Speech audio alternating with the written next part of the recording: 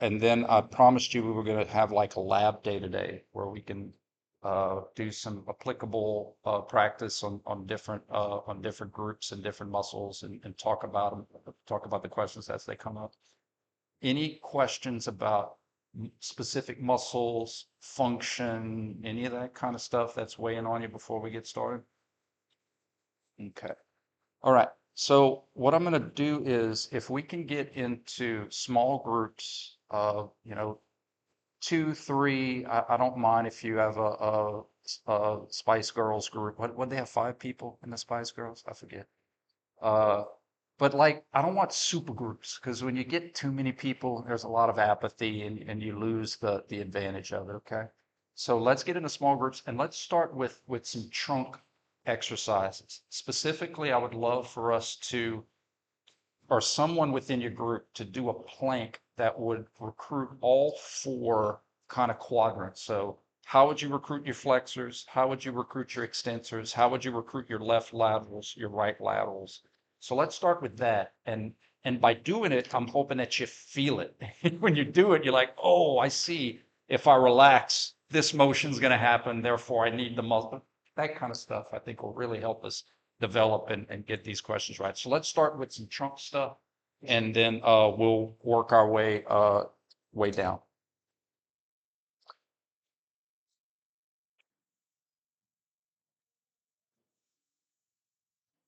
We'll do some rotation stuff after. Let's start off with some planks, side planks, front, back,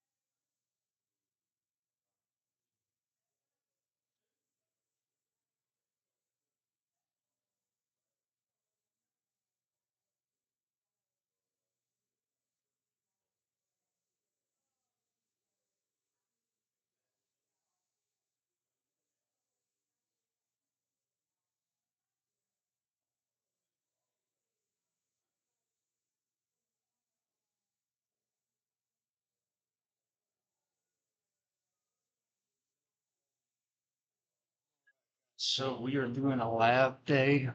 Uh, We're going to start with the muscles of the trunk and then go to the hip and the knees and the ankles. And so it's just trying different exercises we can do in class to feel what agonist group we need and then what are the muscles to practice. So, um,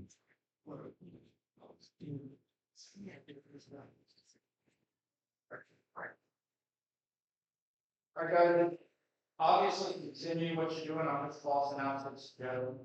So what would it look like if you were trying to stretch your rectus abdominis? What would that look like? How would you put, what would be an example of putting someone in this stretch their rectus abdominis? Now y'all are telling me, and I'm pretending I don't know what y'all talking about. You have to show, you have to show. So that's how we're gonna laugh. That's what we're gonna laugh. Yeah, there you go. There you go. Yeah. You,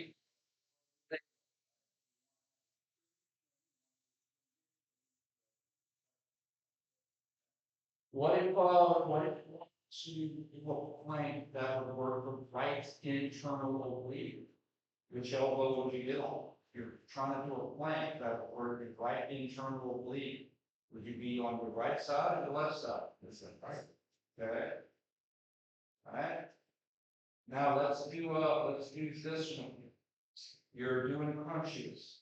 Okay, you're on your back doing crunches, and you go left elbow to right knee. Tell me which obliques. I would love for you to do it. Left elbow, right knee. Tell me which sets of obliques. Right. The left elbow to right. The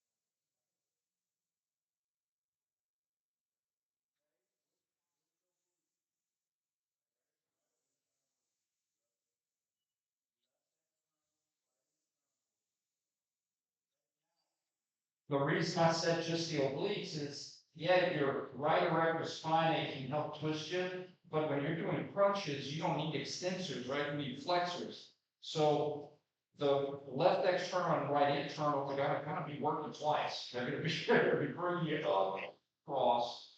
And so therefore, that right erector, it's not that it wouldn't be on to help twist you, but it wouldn't be on as much because you don't want to pull yourself back. Does that make sense? That's how you can isolate it. How many of you have ever heard the term, such and such player is out with a strained oblique? Yeah. Heard that before? And so we're just leveling up. Like, what does that even mean? Which oblique? Is it a right, a left, internet, right? So for people watching TV, it doesn't really matter. But for our work, that matters. Which one? So that way we know how to react, how to treat it, how to test it. We can't just say an oblique. The right and the left, the internal and external have different poles and different things. We have to know specifically which one, so that we can have indicated exercises and there's contraindicated exercise. Okay. All right, here's the next one. Let's do something that involves plyometrics. And would you say during the right elbow, left knee that you're using the left rectus? Or would you say that you're not? You would, but you wouldn't use it as much as your glutes. And the reason is because those obliques are kind of doing two jobs, right? Because they're making you twist, but they're also making you flex because you're going up and across. And so that erector spinae is like, okay, I can help twist you, but I can't help you. In fact, I'm getting in the way. So I'm not going to recruit as much as I possibly can. It's kind of looked at it like that. I probably wouldn't ask that nuance on the test. I would ask the question just like I did. which of these two, or which of the following obliques would help get your right elbow to your left knee or your left elbow to your right knee? And that's how I would phrase it. All right, guys, let's do some plyometric stuff, okay? Let's say you are, has anybody ever seen the exercise where you take the medicine ball, you know, you're trying to, whether it's bouncing or pass it, okay? So what speeds up must slow down. So let's say we're back to that and we're doing the medicine ball. It's hypothetical. I'm passing it to your right, you're taking it, pass it to my left. So I'm gonna speed up left transverse, then I gotta slow down left transverse, then I gotta speed up right transverse, then I gotta slow down right transverse, then speed up left transverse. So it's a constant cycle of speed ups and slow downs. Okay? So when we hit the ball off, I need to put on the gas and then brake and then brake. Okay? So here's the question, the nuance. Sometimes I think these open-ended conversation questions help us to understand. Here's the question. I'm getting, it's going to be from my perspective, I'm getting the ball on this side. And then I'm bringing the ball to this side. So I take it from my right, I bring it to my left. Now when I go back to get it again, I'm unloading. It's like unloading the car. It's going to be less weight in the car. So I get it up. So coming back this way, it should make sense. Wouldn't be as much work as bringing it over to the other side. So that's why after you do a few of those, you got to switch around and go the other way, right? Okay, so specifically, what I'd like to know is the muscles that sped up my left transverse and then slowed down my left transverse. Sped up my right transverse and slowed down my right transverse. Agonist, contraction, and motion. I'm going to speed up left, I'm going to slow down left. I'm going to speed up right, I'm going to slow down right. So talk to me about agonist muscles and contractions in regard to speeding up and slowing down the right.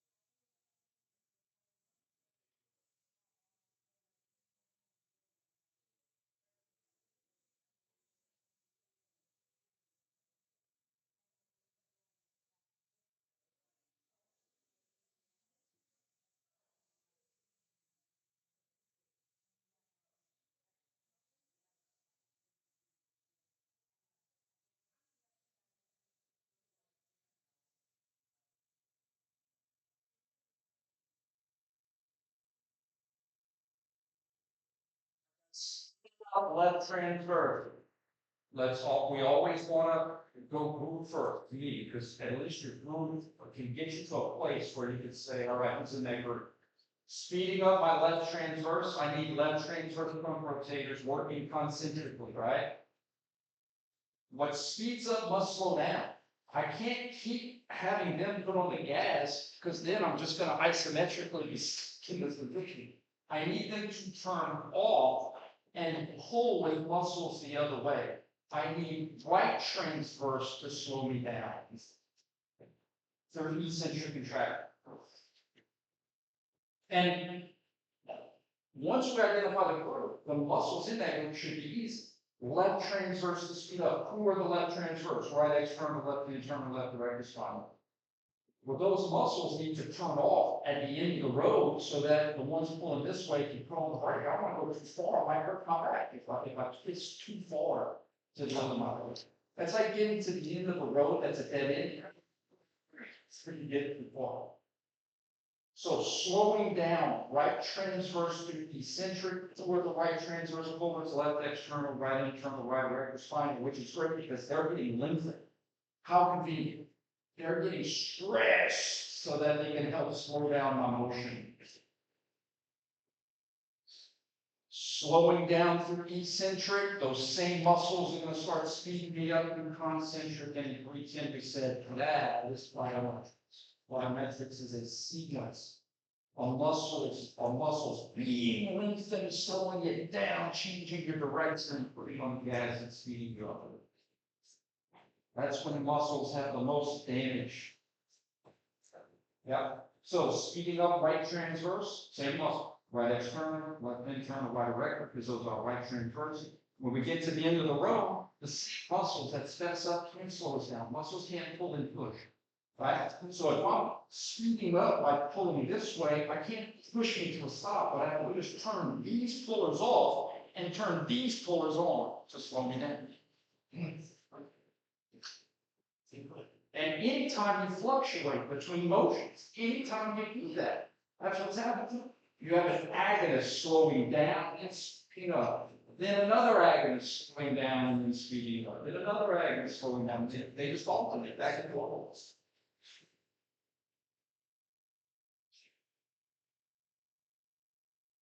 All right, how about this question? Let's go to the hips. How would you do a manual muscle test? Meaning you are creating external force to specifically turn on a certain agonist that you want. How would you do a manual muscle test to test the strength or the pain or whatever you're testing, the fatigue resistance of an adductor along this muscle, an adductor? So I want you to do this in lab. So you say, okay, how does the adductor pull? I'm starting off with it has the pull in its name. Great, I love those muscles. So if that muscle is pulling a specific way, or muscles pull for a reason, if that muscle is pulling in a certain direction of hip motion, it needs to turn on. It needs an external force that's trying to do the opposite. Absolutely. So how would you recreate that in your group? How would you recreate where you're testing, you're making the adductor muscle turn on as an agonist? And you don't have to be fancy. You can be sitting on the table. What would you want to push the knees in, or would you want to push the knees out? Not rocket science. Yeah, you want to push the knees out. You want to create an adduction external force so that you have to recruit the adductors to go with this. That is the whole antithesis of manual resistance. Knowing what you want to test means you have to know how those muscles pull so that you can create resistance in the opposite direction. That's all it is. So if I'm trying to test adductors, I need external forces that are trying to act up. What?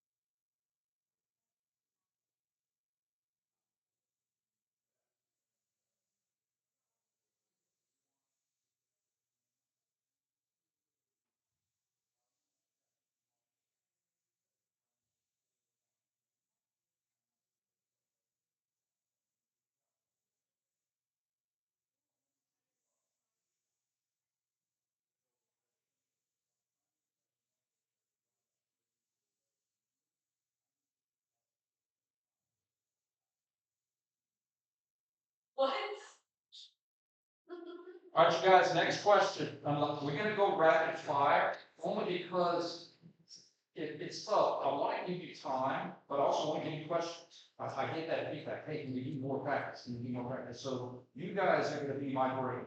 I'm going to get it. I'm just going to go. If there's no follow-ups, I'm going to go to another one. So you guys tell me, hey, can we go over that again? how would you optimally stretch? When I say optimal, that means any and all joints. How would you optimally, I want you to show me, how would you optimally stretch a left rectus femoris muscle? Nope.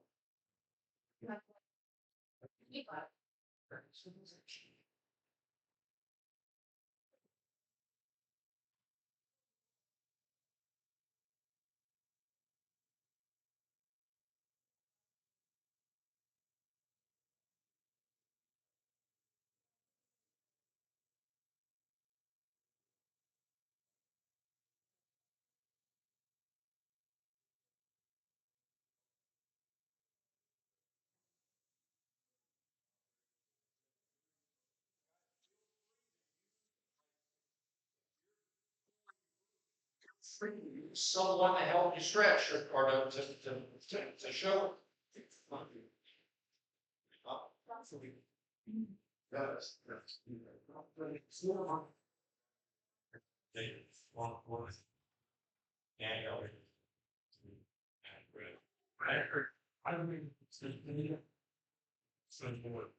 Which is the other one. Relax. The key thing for us to feel is if I just stretch my hip flexors, or I just stretch my knee extensors, but doing those both creates a new element of, oh my God, my leg is about to fall. And that's because of that rectus that's in both teams. It's the only hip flexor knee extension. We have other muscles that cross the hip and the knee, but none specifically like that. It's unique in that. Yeah. So we want to. So if I do this, I'm stretching the rectus at the hip, but my rectus is like only getting stretched on this end. If I flex my knee at the same time, now what I'm doing is hip, knee, and my rectus is really getting lengthened. Makes sense? All right. Let's go down the rabbit hole again. We've done this before, but it's an indirect question. How would I optimally stretch the gluteus maximus at the hip? There's something specific that I want to do to something else so that it doesn't get in the way of me being able to move my hip forward. Okay?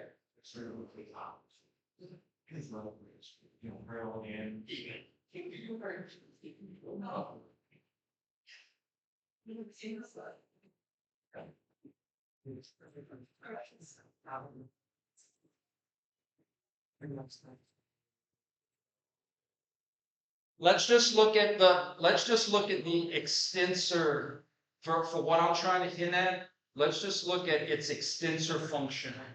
And specifically, would you want your knees extended or flexed? Now I know the gluteus maximus doesn't function at the knee, but something else does.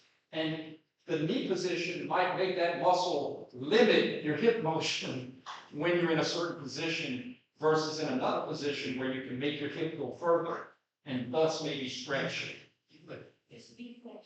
Yeah, you want to have your knee flexed, right?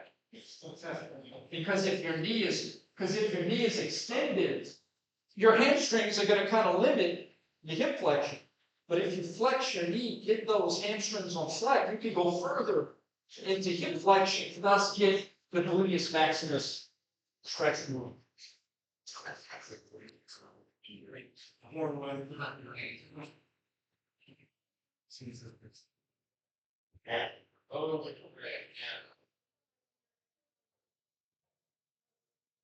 Make sense? Like, This side. your legs. Slow out.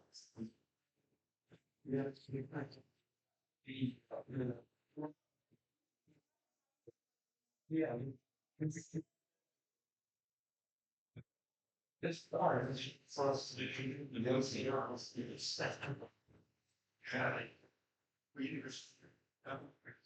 all right, guys, how about this one? Rapid fire, rapid fire.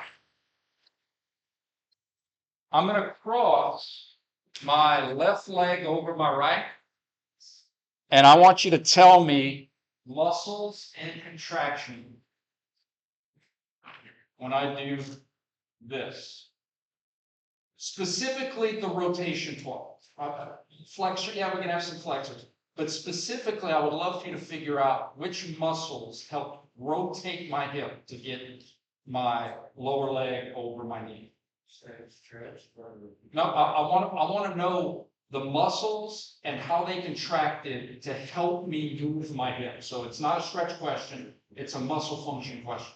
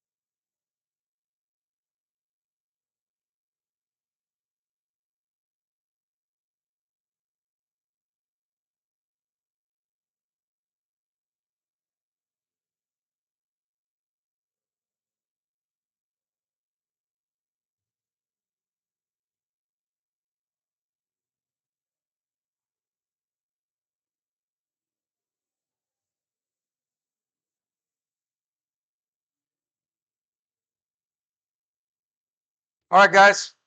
Is anything in this position trying to make my hip rotate?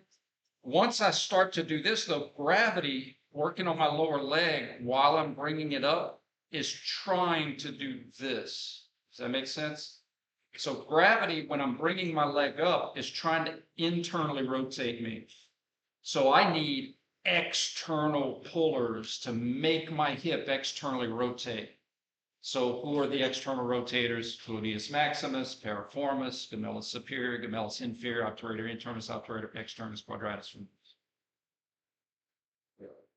Those. Now, again, on the test, I'm not going to ask you to name them all, but I might randomly pick one of those lateral rotators. That's why we have to know them. Because I might say quadratus femoris through concentric, or tensor fascia lata through concentric. You know how I do. That's why we did that first one on the first test, so you have an idea of how I can ask muscle function questions, okay? All right, how about this one? Vertical jump. Something very practical, something y'all have hopefully done before, but let's look at it in slow motion. So he's going down, so he's gonna have ankle dorsiflexion, knee flexion, and hip flexion on the way down. What speeds up must slow down, so he's gotta slow down that ankle, knee, and hip motion first, transition before he can speed up ankle, knee, and hip motion next. This is really what I'm trying to emphasize with you guys. Was slowing down the ankle, knee, and hip different muscles than speeding up the ankle, knee, and hip, or were they the same muscles? Same muscles. The same muscles. The same muscles that slowed you down are going to change your direction and speed up. That's plyometrics. Okay? The slowdown part, eccentrics. So in other words, when we slow down flexion, who slows down flexion? The extensors. We slowed down hip flexion. Who did that? Hip extensor. We slowed down dorsiflexion. Who does that? Plantar flexor. Okay? So now, let's look at, so ankle, plantar flexors working concentrically. Who are the plantar flexors? Everybody in the back, right? Tibialis posterior, flexor hallucis, flexor digitorum, soleus, gastroc, peroneus longus, and brevis. At the knees, knee extensors. Who are those? Everybody in the front of the knee. Vastus lateralis, medialis, intermedius rectus. At the hip, body in the back. Semimembranosus, semitendinosus, biceps femoris, long head. Awesome. And Zenus maximum. That's how this works. Do you see how more comforting it is to categorize first? Because if you just spray muscles, it gets confusing.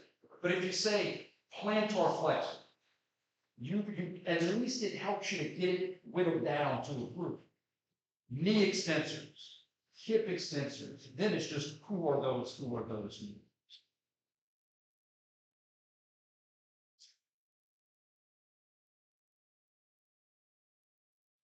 All right, how about this?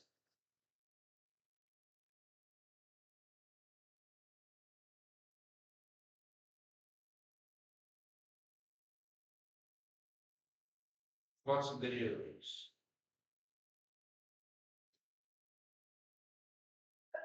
Bless you. Are they gonna move? Okay. Left hip flexors or left hip extensors when you brought his leg up? Good. Then you say, well, who are those muscles? And that's whether you look at your circle, so you list, absolutely. Who are those muscles? Bringing it up was a concentric recent. And lowering it back down. Good. Same muscles. And holding it there would be isometric. So it's the same muscles, but the different movements is because of different contraction types. That was eccentric. Bringing it up was concentric, and holding it up at the top was isometric. That's how it works. Let's see if we can find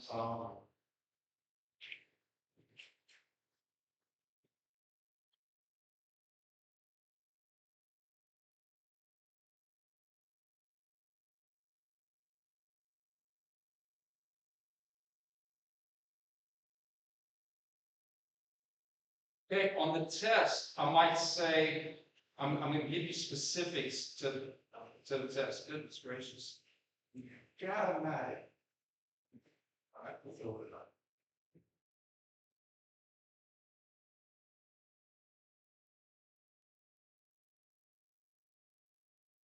On the test, you guys, I would separate it by saying, wow.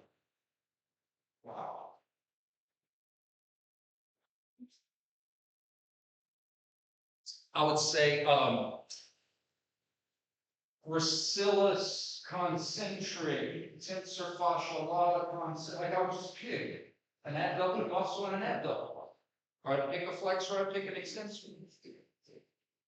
And so what I would do is I wouldn't bother with those specific muscles. I mean, unless you got it, that's great. I would say, what's gravity trying to do? It's trying to abduct me. I need my abductor. So whatever muscle he lists, it better be an abductor, or I'm not interested. If he says tensor fascia lata, that's an abductor. If he says piriformis, that's an abductor. If he says gluteus medius, that's how I would still bring it down to group and then work all of them. So bringing it up would be abductors, concentric, lowering it down, same muscles with eccentric. And on the test, I'll just pick a muscle from each. That's why you gotta know them all, because I could pick any one of those muscles. But also the reason you gotta know them all is because in the real world, where you guys are gonna be working, life is a lot more than just strained oblique. Which one? There's a lot to choose from. Tell me where the strain is. MRI results, so that we know how to fix it.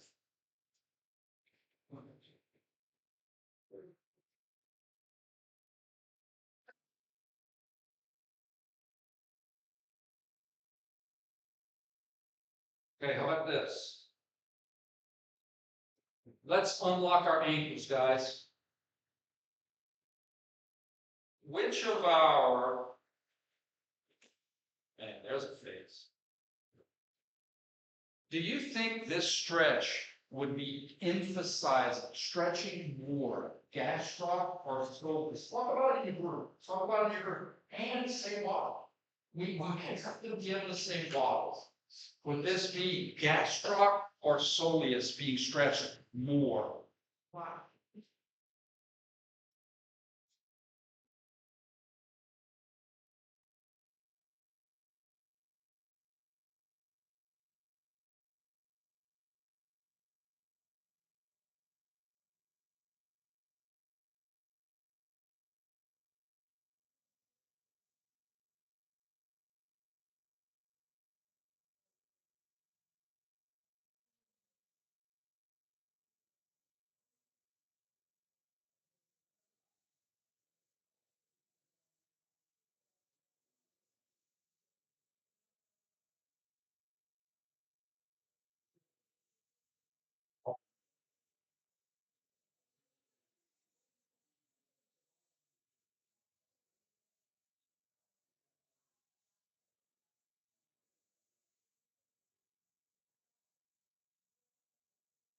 All right, guys, gastroc or soleus? Soleus. Good, good. Why? Gastroc is on slack. The gastroc is on slack. So look, here's the gastroc. It's like, yeah, you're trying to stretch me at the ankle, but I'm slacked over here at the knee, so I'm not really getting an optimal stretch unless you get that knee extended out.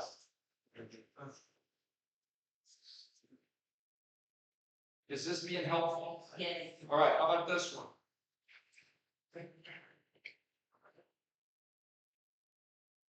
Would, we're gonna go nuance. So agonist at the knee. Oh gosh, I've got an law for you guys. I'm so lucky. All right, would the hip position make my rectus work more, or would it make my vasti muscles work? Would the position of my hip in this exercise make my rectus work more as a knee extensor, or make my vasti muscles work more as a knee extensor?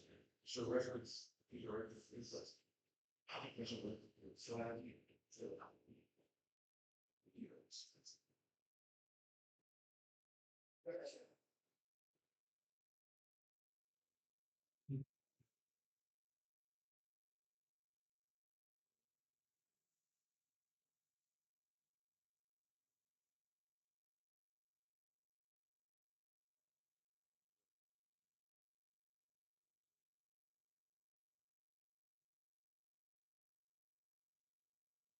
Vasti or the rectus begin a little bit more of a workout when it's hip position. Vasti, good. In fact, I'm telling you, I think your bodies know this. If you're struggling, your instinct is to lean back a little bit to get a little bit of extra push from your shin. Because when you lean back, you extend the hip, you lengthen the rectus at the hip so that it can pull a little bit further at the knee.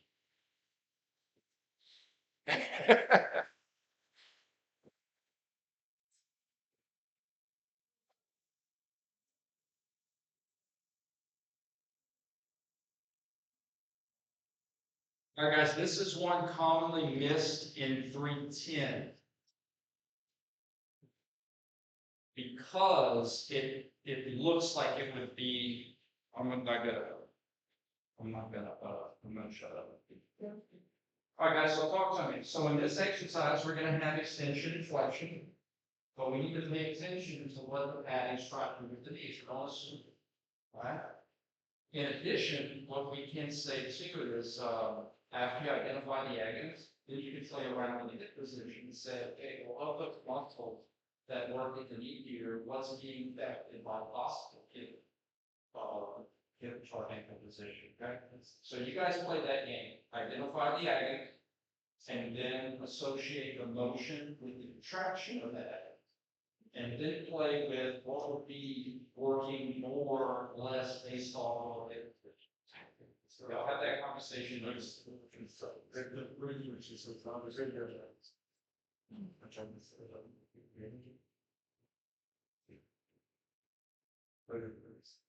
me move the screen because the main board is really hard to see.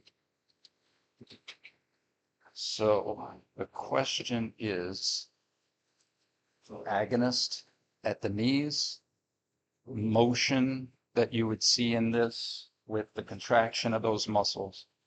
And then of those knee muscles, what would be affected by the hip position?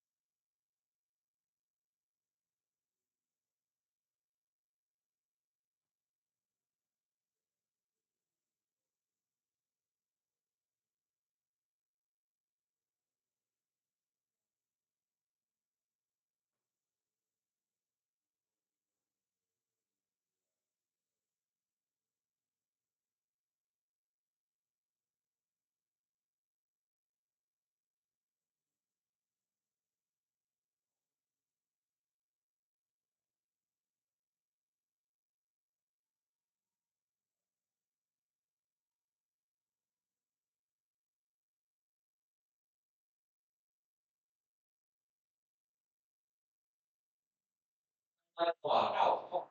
I'm gonna give you a sneaky question I could ask. This exercise works your gastroc gains true fall. Absolutely. You typically just think of the captive thing, right? But he crosses the knee in the back. Yeah.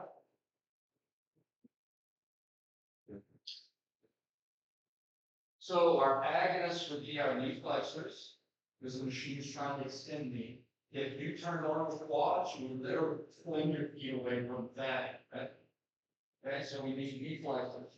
Our circles or our lists help us to remind ourselves of the 7 major knee flexors. On the test, I might say popliteus. On the test, I might say sartorius. That's how I say semi-member. If you observe the extension in this exercise, what type of contraction do those agonist muscles have? Eccentric, good. You see, my students, for my students, it takes the grind, and there's a lot of practice. But contraction should never be guessed at. Contraction should be normal. It has to be this. Because if those flexion pulls are allowing extension, it's got to be in the context of the center contraction of non-thing. Immediately, while there's still time to work. Right?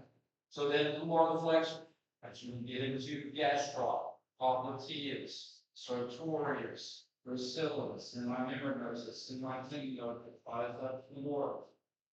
Now let's talk hip position. Those hips are flexed. So those hamstring muscles probably getting a little bit extra, right? Because they're being stretched at the hip, so they're going to be pulling. Basically, what's happening is we give them a little of this, so they're going to pull a little bit more there. So being in a seated position would really emphasize those hamstrings more because their knee is being affected. Again, it's not to say the other muscles aren't supported. It's just that if you stretch the hamstrings out here, those hamstrings can put people cuts into the box. The thoroughfares for the circle or not, which I believe like the type of member bristle. The soleus would be short for sure. You're not so with gastroc. Well, so That's good. That's good. A lot of these. yeah, sartorius because it's like Yes. Yes. Sartorius. Yeah. So your sartorius would be like. I'm gonna set this now. Now, your sartorius, like a lot of these muscles that have multiple function, you know, at the end of the day, with the sartorius, put a lot in the box score to begin with, that is a long rope-like muscle. The sartorius has a problem, right? Or it has a contraction, or it has a strain, or it has a nerve issue. Knowing how it is can help you stretch it, work it, right? Because if you're trying to work the sartorius as a hip flexor, let's see what I can try to minimize as a hip flexor. Or the same with a knee one. We try to get that thing lengthened so that it can be more. So just being able to have these tools can help you. When you have to specifically work, rehab, stretch specific on. All right, how about one more before we go, because, we're trying to get as much practice as we can.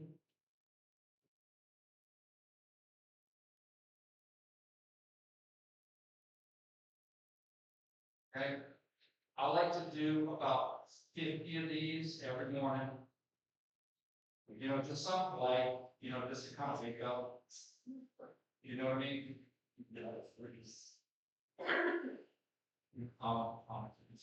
very much fine. Let's use our tools.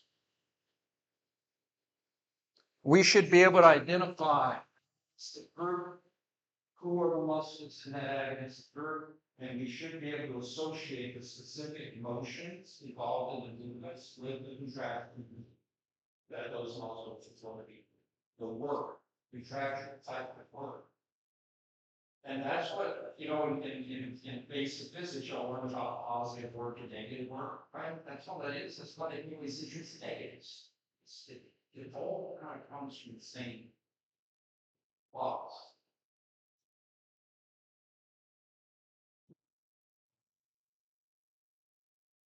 Is this a hip or a knee exercise in terms of the movements? Good, good.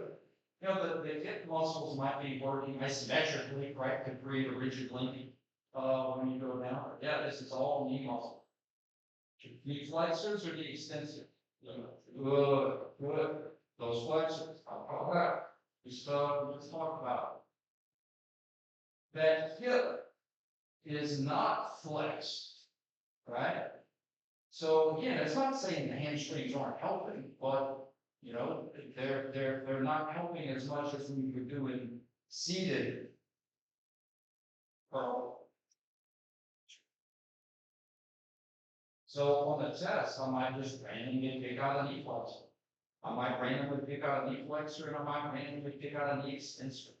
And I might say, okay, guys, from left to right, rectus femoris eccentric, rectus femoris concentric, semimembranosus eccentric, semimembranosus concentric.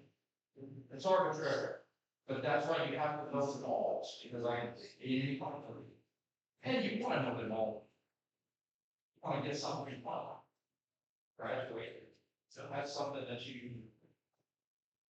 But that's how I answer the question. So if we go from left to right, semimembranosus eccentric from left to right. Semimembranosus concentric from right to left. We're looking to say right. Was today helpful? Yes. Do you guys want another one? I tell you what, I'll compromise with you. You guys come on Friday with your own exercises. Maybe you Googled or you went to the weight room and tried some different things, especially some of those non-traditional chunk stuff. We've got the traditional stuff today. Maybe you can do the color girls to practice that, and we'll do more of that. And again, try to. Yeah, if we were out practicing sports,